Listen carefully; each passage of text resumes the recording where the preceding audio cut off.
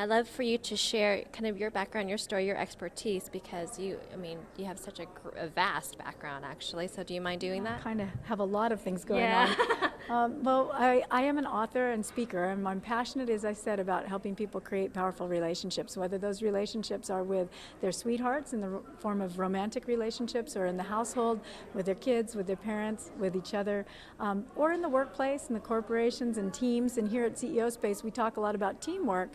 But if you don't have relationship skills, that team is hard to manage. And so I teach the teamwork pieces as well. And then also the relationship with ourselves in this form of self-esteem, and our relationship with spirit. So I kind of like to bring sacred space into CEO Space. It's already honors that, but I like to bring an intentional sacred space, and I bring a labyrinth to CEO Space. And this is the labyrinth. And I have a big giant canvas one that's 40 feet, almost 36 feet, I guess, that I put out, that is a walking path and a walking meditation here on the property.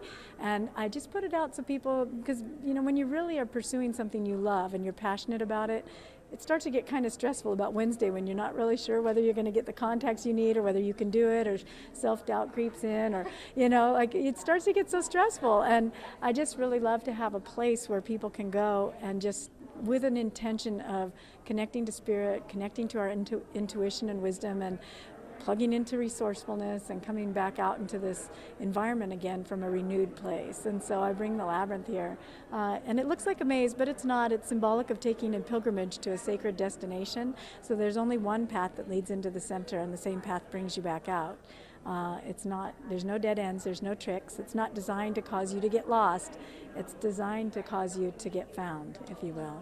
And so I do a lot of work with the teens here on this concept of accessing who they really are. I like to look at the labyrinth as a blueprint for the human being, and this represents who we really are, and our true divine essence and our spirit essence. But it's surrounded by our love drama, our money drama, our health drama, our housing drama, our career drama, our hair drama, whatever drama you've got going on. And when we're dealing with all these things, we tend to get sucked into our ego, and we forget.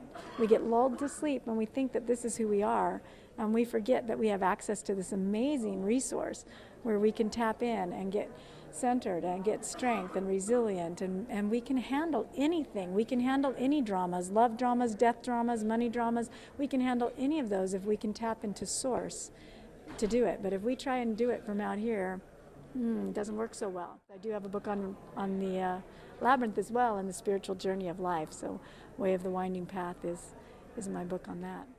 And so I'm really passionate about sharing that message with people.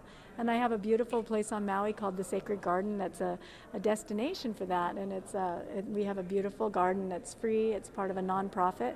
And we have 2 labyrinths on the property, and it's just a super sweet spot for people to come as a destination just for a day retreat and come and experience peace. I'm pretty passionate about peace. And in the realm of relationships, I do relationship coaching. I have 3 books on relationships: Intellectual Foreplay, Virtual Foreplay, and How to Love Your Marriage, and really focus on helping people choose the right partner. And then once you find the right partner, how do you keep that relationship thriving, which is a whole nother ballgame.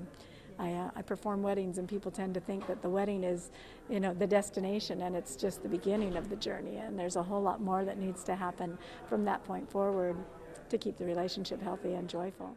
So I do a lot of writing, I do a lot of speaking, a lot of coaching, a lot of one-on-one helping people, as well as bigger audiences, and helping people really find their own inner peace, their own inner wisdom, their resilience, their strength, and then take that back out into their world.